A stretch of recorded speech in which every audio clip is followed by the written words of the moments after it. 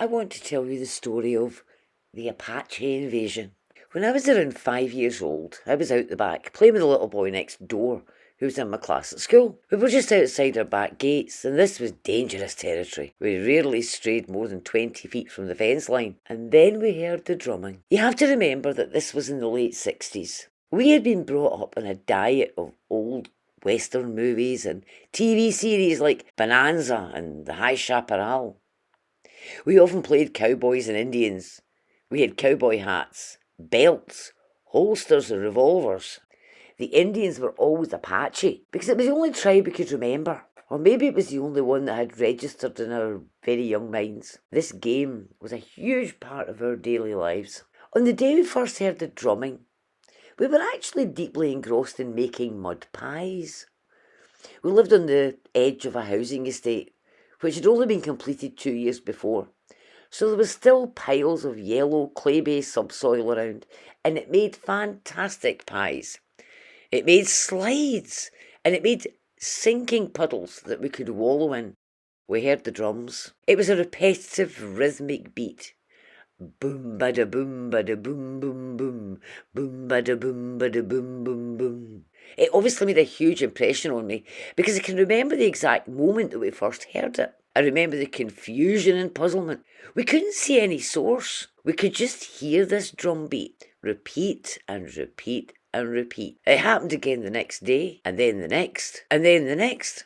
In fact, this went on for days and days, and it became a hot topic of conversation. What could it be? What was making this noise? And we formed a theory based on our very limited experience of the world around us and the world that we saw on our TV screens.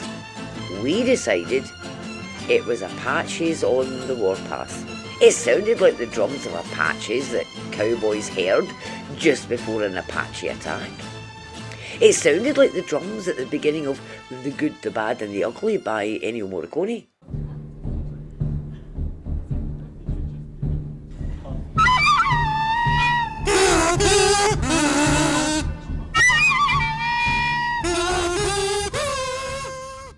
A track we were very familiar with, because before programming began each day, the television would show a test card and play popular music, and this was one track that was played very frequently.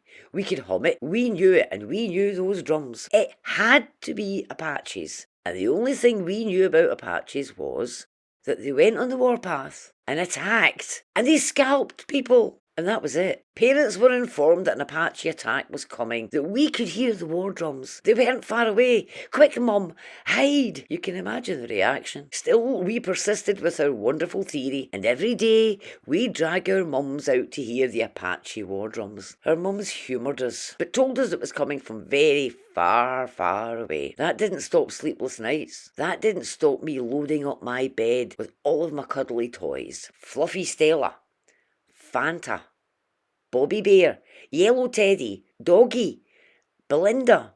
I still have all of these, go figure. And I would bury myself under the blankets with all these toys. And then one day as we played outside, the Apache War drums started up again. And for reasons that I can't remember, this time we decided to go slightly further afield. And we climbed an earth and clay hill. It was a spoil heap. It was about 10 feet high. It was about 30 feet from the fence line. But it let us look down the big slope much further towards the glen.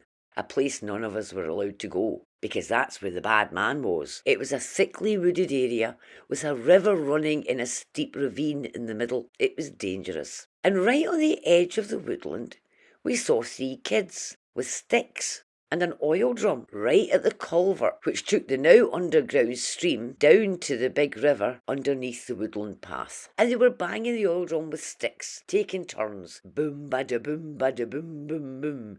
Boom bada boom bada boom boom boom. We lay flat on the top of the hill and watched, and the 3 kids got bored and began walking back towards the housing estate. Soon they were close enough that we could recognise them as 3 kids in the class above us at school, Julian, Graham and Kevin. I remember the feeling and the thoughts and the conversation we had when we realised this, and oh boy do I remember our conclusion. Julian, Graham and Kevin were Apaches in disguise, trying to carry out a sneak infiltration of our wee housing estate from their housing estate, which was squinty to ours. Once again, our bemused mums were confronted by panicky 5-year-olds babbling nonsense about Apaches in disguise on the warpath again. You see, we'd invested so much time and effort into the formulation of our explanation for this sound that seemed so odd that we couldn't just ditch it. And each layer of our conclusions rested on the previous conclusion, all the way back to the beginning, where we had first identified the sound as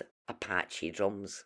And that initial identification had been made from our very limited experience of the world, our very limited knowledge, and our very tender years. There was no conscious thought that, we can't admit to wasting our time with this idea. No, it was more along the lines of, well, our first idea fitted everything we saw and knew, so it must be right. And so we had to then pretzel in our discovery of the identity of the oil drum bangers.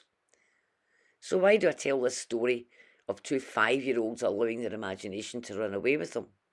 Well, it's because I see the same thing happening with grown-ass adults and QAnon conspiracy theories. If you go way back to Pizzagate and the nonsense about Democrats holding children prisoner in the basement of a pizza joint that doesn't even have a bloody basement, you begin to see parallels. When it became apparent that there was no basement, the story changed to underground tunnels between premises which did have basements to get the children to the pizza joint. And when city plans showed no evidence of these tunnels, well, the city planners must have been complicit. On and on it went, because they could not let go of the notion that Democrats had imprisoned children in this non-existent basement. The same thing happened with the camp hunting grounds nonsense. People shared satellite photographs of an area in Northern California with tracks through it, claiming that these were the paths that the children had to march on their way to a sacrificial site, and that the name of the place translated to hunting grounds. Except the place had been named when the northern part of the railroad had reached it in 1814. It's now a popular family camping area with woodland and grassland walks. And yet somehow just the presence of the paths is taken as proof that child sacrifices take place there after kids are marched along the tracks. You see, the tracks prove that many children have been marched along them. Yada, yada, yada. The saddest part of this is that the folks who do this sort of thing call themselves critical thinkers and skeptics. They truly believe that critical thinking and being skeptical means that you must reject the consensus purely because it is the consensus. And then they go out to find information to bolster their rejection of that consensus. Any information that they find will be pretzeled into supporting their already formed conclusion. Much like we decided that Julian and Graham and Kevin had to be Apaches in disguise, because we'd already concluded that the noise was Apache War drums. And then we could say that it was definitely Apache War drums because we'd seen with our very own eyes 3 Apaches in disguise doing it. Being skeptical doesn't mean total rejection of something if you haven't seen any supporting evidence, especially if you haven't looked for any. It means neither accepting nor rejecting a premise until you have evaluated the evidence.